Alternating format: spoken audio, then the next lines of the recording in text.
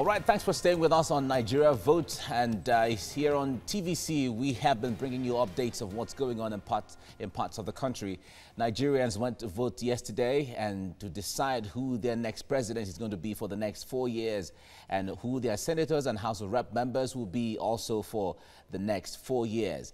And right now, collation and tallying are going on in parts of the country, and we allow INEC to keep doing that while we wait to bring you up to speed with what is going on. Now we're receiving updates from parts of the country we're also getting feedbacks from Benue State. From some of the reports we're getting, there are some issues from Benue State in Makurdi where we'll bring. Voting is still going on in Okota, precisely in Benue State, and that was due to the fact that some of the card readers that were deployed yesterday didn't have network. So INEC has given them or gave them the go-ahead to vote until this morning in parts of Benue, Okota in Benue State. I will be crossing to our correspondent, Sarah Yeku, who is there as we get along. All right, I understand she is ready now. Okay. All right, I understand that she's not ready. And don't also forget that yesterday there were some issues around Okota in Lagos, and we have our correspondent Bimbola Agbebi, who will be talking to us from there when she is ready. And in the studio I have with me my analyst, Curtis Ajigba, is a lawyer, and he's here. We've been doing this, as well as Ayodele Adewale, former local government, Amwodofin local government chairman. Now let's cross over straight to Bimbo Agbebi, my colleague who is there in Okota. Bimbola, good morning. It's good to have you join us right now. Can you let us know what the situation is, especially when it comes to security and what the people are saying? Yes, we are in Okota, in the Solo area of Lagos, one day after the presidential and National Assembly elections which held across the country yesterday. If you could recall, there were cases of ballot snatching, as well as violence in some parts of the country. In this particular location where I am standing now, election hold in this particular area, and the information we got yesterday was that violence broke out in this particular area, and there was also a case of ballot snatching. I mean, if you recall, the INEC, the Independent National Electoral Commission, in its reaction yesterday said it will reschedule elections in areas where we had cases of ballot box snatching, as well as violence across the country in some states such as Rivers, Anambra, and Lagos. Now, nobody knows if this part of Lagos will be among those areas mentioned by INEC. But as I speak to you, Okota this morning, as normalcy has returned to this part of this place in Okota, there is calm in this particular environment. If you could look around me, everybody is going about their normal businesses. Earlier, I saw some Christians just coming out of the church. I saw them moving around. So there is no apprehension. There is no there's no form of the environment is calm. Everywhere is calm. Everyone is going about their normal businesses as I speak from Okota this morning. All right, Abimbola, from where you are, have you sighted any security agents there, the police or the military and all of that?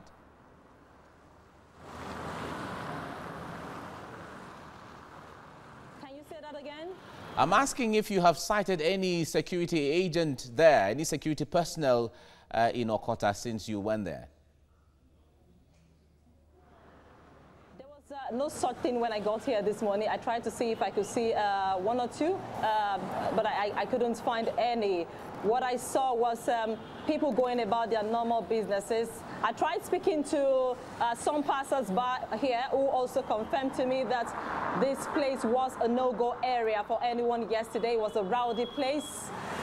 People burning tires. It was a very rowdy atmosphere yesterday. But they told me that very early this morning, there was no case of violence. People were going about their normal businesses, which I have been able to confirm myself. So Normalcy has returned to Okota this morning. There is no case of violence whatsoever. People are going about their normal businesses.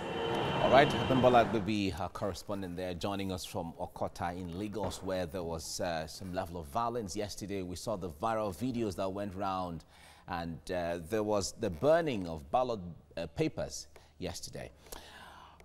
All right, we have Sarah Yeku joining us now from Makurdi in Benue State. Sarah, good morning. It's good to have you join us now. We understand there is still voting going on in Otukpo. Talk to us.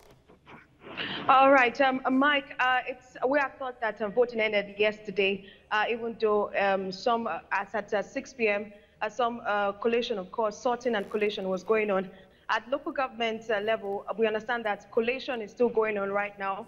While we spoke to the resident electoral commissioner, he said that Otukpo, which is about 45 minutes an hour away from the state capital, about 3 polling units there, voting is still ongoing because they had network issues as to voting. That's while using the card readers.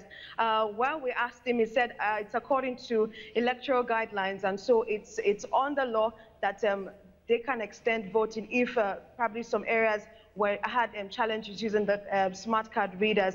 Also, when we spoke to as you can see just behind me is the INEC office, the Independent National Electoral Commission's office, and you know, what you see is top-notch security. You have fire service ambulance inside in case there is any mishap, just like, you know, of course, since what happened in Anambra and some other parts of the state, the country, this Benue State is not taking any, they're not taking chances. The fire service is on ground, the policemen are on ground, they're all on ground to ensure that security is top notch and to ensure that there are no miscreants coming in to disrupt the electoral process.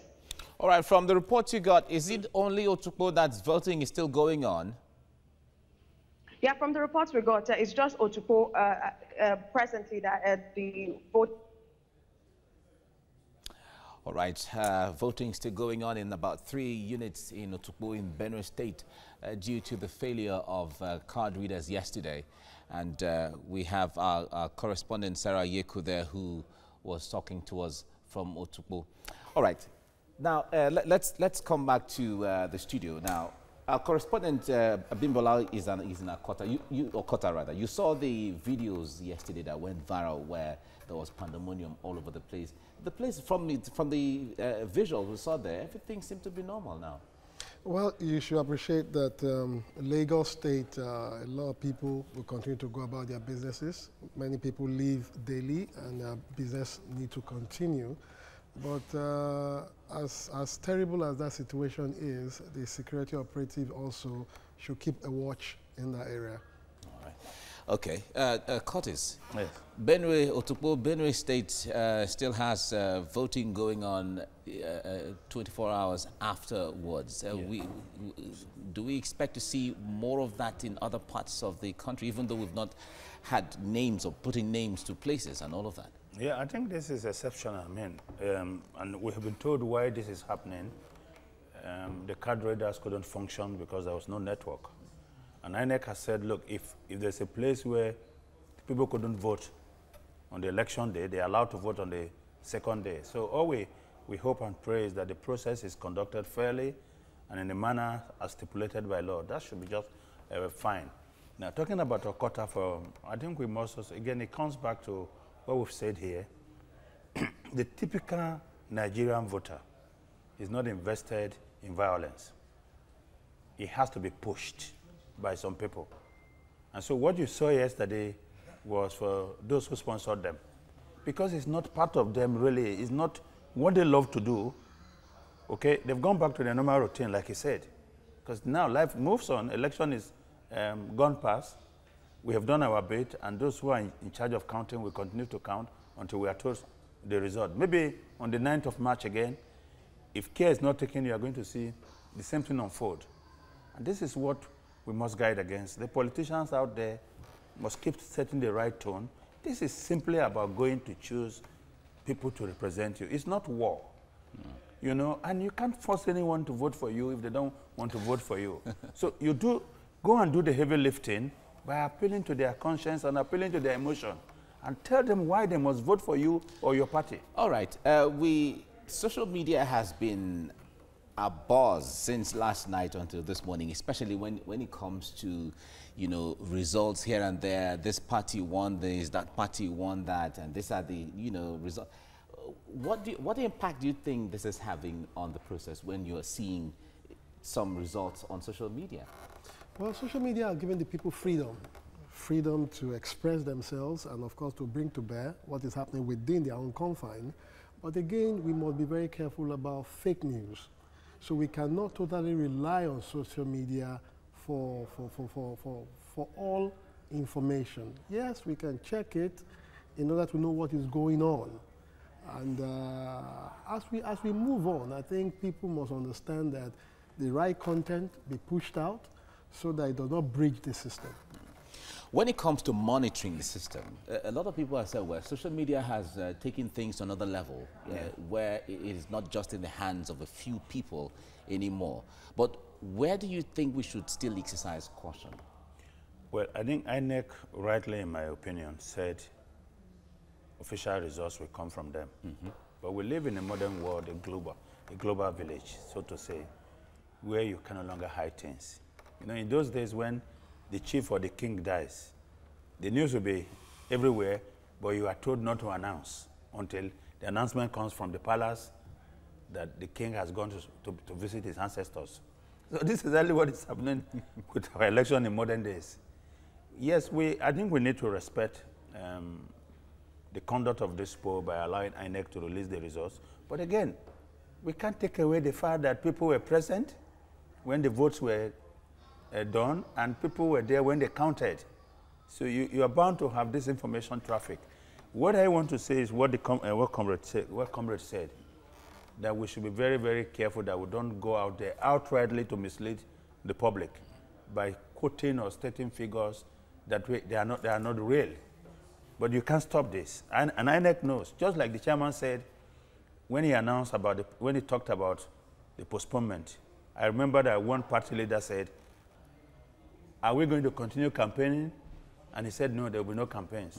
But when he persisted, he said, but do politicians really stop campaigning? You remember? He said, if you understand, you understand. So that's the truth of it. These figures will continue to come in, but I think we should all just be calm until INEC says, this is what we have, and this is official. Okay. Well, to let you know that voting is still ongoing in precisely, Tukpo in Benue State.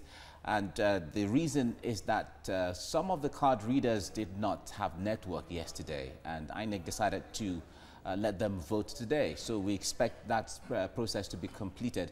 And then for areas where there was no voting at all, or maybe there was violence and all of that, INEC is saying that they will look at the issues and look at the merits of the issue and decide to reschedule for the election if need be. So we have our correspondents letting you know what is up everywhere and around. Now let's talk about the issue of situation room. Most of the political parties have situation rooms. INEC has its own, the media has its own, the civil society organization, they have their own monitoring. How does this impact the system? It helps the system, makes it very robust. Take, for instance, you are rigged. With the submission that you have in your situation room, you gather it together as evidence, and you take it to court. So situation room is very ideal. We should encourage it. Civil society also, it's a very good thing that they are gathering all of this data so that at the end of the whole process, they can analyze it, look at where things have gone wrong, prefer solutions to make it right, and look at areas where people have refused to come out to vote, and also work on those areas in order for us to have everybody coming in to participate. And of course, the people themselves can open situation rooms in their various wards. You understand? It helps to get everybody involved in the process. All right.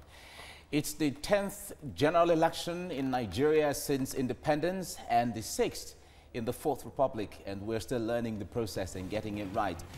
Let's go on a break, and we'll be right back to continue with this discussion. Stay with us.